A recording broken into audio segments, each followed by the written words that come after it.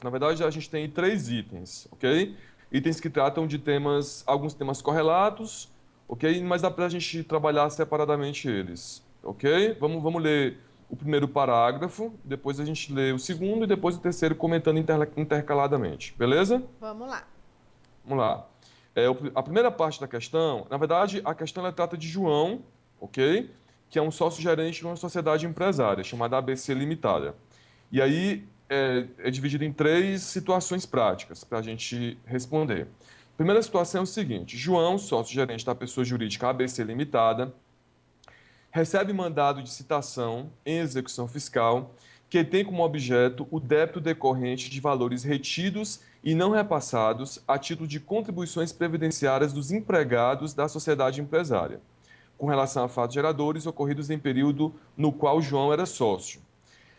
Lá no final do enunciado, é pedido para vocês dizerem se essa cobrança é devida ou indevida, ok? Então a pergunta é: João é um sócio-gerente de uma sociedade empresária e ele recebeu um mandado de citação pessoal em relação a valores que foram retidos e não repassados a título de contribuição previdenciária dos empregados da sociedade onde João exercia a gerência. A pergunta é: essa cobrança em tese é válida? Ok? Essa questão, ela trata da responsabilidade tributária do artigo 135 do CTN, ok? Especificamente do artigo 135, inciso 3 do CTN, que é a responsabilidade dos sócios gerentes, administradores e representantes legais das pessoas jurídicas por atuação irregular. Por atuação irregular. A responsabilidade do 134, ela se diferencia da responsabilidade tributária do 135 exatamente em relação a esse aspecto, ok? No artigo 134, eu não falo em atuação irregular. Na responsabilidade do artigo 135, eu falo em atuação irregular, ok? Em relação aos sócios gerentes, administradores e representantes legais das pessoas jurídicas, a responsabilidade do 135, ela impõe que o fisco comprove que tem havido infração à lei, aos estatutos ou ao contrato social, ou infração à lei ou abuso de poder, ok? Então, nessas situações, infração à lei ou abuso, é possível a responsabilidade dos sócios gerentes, administradores e representantes das pessoas jurídicas. Agora, a pergunta que fica é, o que é infração à lei? Ok? Será que não pagar tributos é infração à lei? O STJ já decidiu que não é, né? O STJ já decidiu, inclusive tem súmula sobre isso, súmula 430 do STJ, no sentido de que o simples inadimplemento de tributo pela sociedade empresária, ela não gera responsabilidade dos sócios gerentes, nem dos administradores, nem dos representantes legais das pessoas jurídicas. Então, perceba, em prova de concurso, de acordo com a súmula 430 do STJ, o fato de alguém ser gerente de uma sociedade empresária e essa sociedade empresária dever tributos, isso por si só, para o STJ, para a tese sustentada pelo STJ, não constitui infração à lei e, portanto, não enseja a aplicação da responsabilidade tributária prevista no artigo 135, inciso 3 do CTN, ok? Só que a nossa questão,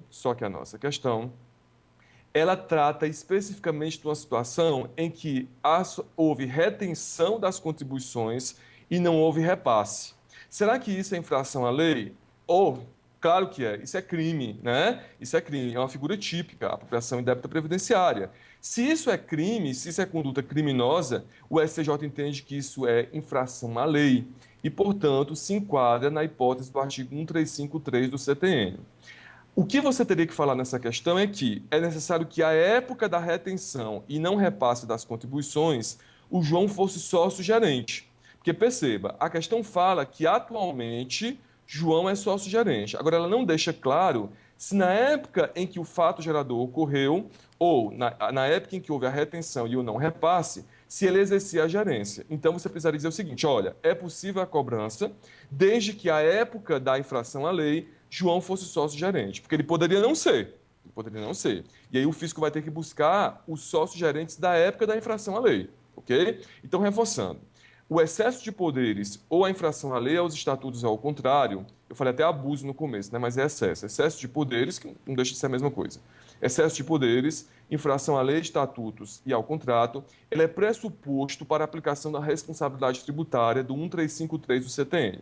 Marcos, dever tributo é infração à lei? Para o STJ, não. Para o STJ não é infração à lei. Praticar crime é infração à lei? Óbvio que é infração à lei. E no caso aí houve a prática de um crime. Portanto, é possível a responsabilização no âmbito tributário do João, né? Desde que ele, à época, fosse sócio-gerente, só reforçando. Vamos lá. No dia seguinte, é novamente surpreendido com outra citação em execução fiscal diversa, desta feita tendo como objeto valores recebidos indevidamente a título de aposentadoria cassada pelo INSS mediante contraditório administrativo. Com efeito, João fraudara a Previdência e obteve indevidamente o benefício da aposentadoria, o qual, entretanto, foi cassado, tendo o INSS, através de sua procuradoria, ajuizado a execução fiscal para a cobrança dos valores indevidamente pagos. Veja que a questão muda totalmente de rumo agora, ok? Ela não trata mais de um débito, isso é proposital também, ok? Ela não trata mais de um débito da sociedade empresária que foi assumido na condição de responsável tributário João, né? Eu não estou mais falando de João na qualidade de responsável tributário dos débitos da sociedade empresária ABC. Agora eu estou falando de um benefício fiscal, de um benefício previdenciário que foi cassado pelo INSS e o INSS quer esses valores de volta, esses valores que foram indevidamente recebidos por João de volta.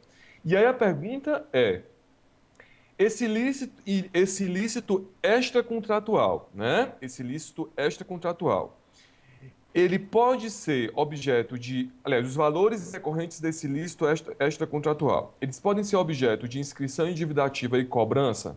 Essa é a grande pergunta, né? O que é que a PGF começou a fazer? Começou a inscrever esses débitos em dívida ativa, ok? O que é que ela fazia? Unilateralmente, ela apurava o valor do crédito, o valor do débito, inscrevia em dívida ativa e citava o ex-pensionista ou ex-segurado para pagar esses valores na execução fiscal. O STJ, mediante recurso repetitivo, decidiu que não pode, quando o fisco inscreve em dívida ativa um débito decorrente de um ilícito extracontratual, entende o STJ que ele deve estar baseado, justificado, fincado numa disposição legal expressa. Uma disposição legal expressa. Então, vamos lá. Para o STJ, quando um débito decorre de um ilícito extracontratual, todas as vezes que o fisco quiser cobrar esse crédito, ele só pode inscrever em dívida ativa se tiver expressa autorização legal. E a autorização utilizada pela PGF, pelos procuradores federais para fazer isso, era no Regulamento Geral da Previdência, que não é lei, é um decreto, né? O decreto 3048, ele traz ainda a previsão de que, nesses casos, pode haver inscrição em dívida ativa. Só que decreto não é lei, né? O STJ diz o seguinte, olha, o decreto ele extrapolou a lei 8.213, né? Ele extrapolou a previsão legal. A lei ela não previa isso e o decreto veio e previu de forma sem fundamento legal, ok? Então, resumindo, vamos tentar resumir aqui. Como esse débito gerado foi decorrente de um ilícito extracontratual, o INSS ele não pode apurar unilateralmente esse débito e inscrever em dívida ativa. Ele tem que promover uma ação própria para isso, uma ação de conhecimento, ok? Nessa ação vai ser apurado o valor do crédito e depois vai ser cumprida a sentença, fase de cumprimento de sentença. Beleza? Isso acontece também nas hipóteses de danos patrimoniais extracontratuais. Por exemplo, um particular abarrua num carro oficial, causa um dano ao erário. O STJ entende também que, por ser um ilícito extracontratual, esse valor não pode ser inscrito em dívida ativa, né? Não tem previsão legal para isso, ok? Então, resumidamente é isso. O STJ hoje entende que esses débitos decorrentes de benefícios previdenciários cassados não podem ser inscritos em dívida ativa. Fundamento não, é justificativa, por ausência de fundamento legal. O fundamento não pode repousar apenas no decreto 3.048. Ele teria que estar previsto em lei e não tem previsão legal para isso. O último item. 10 dias depois, esse cara está mazelado, né? 3 citações de execução fiscal em poucos dias. Realmente o cara está mazelado. Vamos lá. 10 dias depois, recebe nova citação, agora em execução fiscal, que tem como objeto débito de multa trabalhista devido pela sociedade empresária ABC Limitada, em que o juiz, com base no artigo 135 do CTN, redirecionou a execução fiscal em face de João, sob o fundamento de que a sociedade empresária havia se dissolvido irregularmente. Então, a gente já voltou agora para uma terceira situação, em que João está sendo citado agora na qualidade de corresponsável, ok? O débito, ele era da sociedade empresária ABC Limitada e ele está sendo citado na execução na qualidade de corresponsável. A execução foi redirecionada para João. Portanto, é diferente da situação 2, ok? É parecida com a situação 1. E aqui eu aproveito para comentar a questão da dissolução irregular, ok? Nós vimos agora há pouco que o artigo 1353 do CTN, ele tem como condição, ele tem como requisito de aplicação, ok? A existência de infração à lei, aos estatutos, ao contrato social ou excesso de poderes. E a pergunta que fica é: dissolução irregular é infração à lei? Para o STJ é infração à lei, ok? Então, se o oficial de justiça ele chega lá na empresa, na sede da empresa, né, no endereço que consta no CNPJ, e ele verifica que a atividade empresarial foi encerrada e não houve comunicação ao fisco, né, não houve comunicação à Receita Federal nem à Junta Comercial, houve, portanto, aí uma dissolução irregular. Para o STJ, há infração à lei e, portanto, é possível o redirecionamento para os sócios gerentes, administradores e representantes das pessoas jurídicas. Sempre lembrando que não é qualquer sócio que está sujeito à regra da responsabilidade do 1353. Perceba que o 1353 ele é expresso no sentido de apontar sócio gerente, administrador e representante legal da pessoa jurídica, ok? Então, o sócio que não realiza atividade de gerência, administração ou de representação legal, ele não é passível de incidência do artigo 1353 do CTN, ok? Então, assim, ó, dissolução irregular é infração à lei para o STJ e, portanto, oportuniza e, portanto, possibilita o redirecionamento da execução para esses sócios aos quais nós nos referimos. Só tem um detalhe. O artigo 135 do CTN, o artigo 135 do Código Tributário Nacional, segundo o STJ, ele tem aplicação restrita aos débitos tributários. Apenas os débitos tributários podem ser objeto de aplicação do artigo 135, na verdade, do CTN, ok? Débitos que, embora inscritos em dívida ativa, não ostentem a natureza de tributário, eles não podem ser objeto de aplicação do artigo 135 do CTN. O artigo 135 do CTN, repito, ele é de aplicação restrita às dívidas de natureza tributária. E o enunciado da questão nos fala de uma multa trabalhista, de uma multa administrativa, que, embora inscrita em dívida ativa, não ostenta natureza tributária, ok? Então, o que é que o STJ entende nesse caso? Ele entende que, quando o débito não for tributário, que é o caso da multa trabalhista, poderia ser outra espécie de multa, uma multa eleitoral, por exemplo, não pode ser aplicado o artigo 135 do CTN. Portanto, não é com base nele que o fisco pode redirecionar a execução.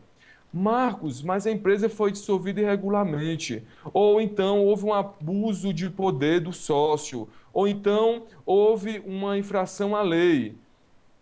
O redirecionamento da execução nesses casos, ele deve ser justificado, fundamentado no artigo 50 do Código Civil, que trata da teoria da desconsideração da personalidade jurídica.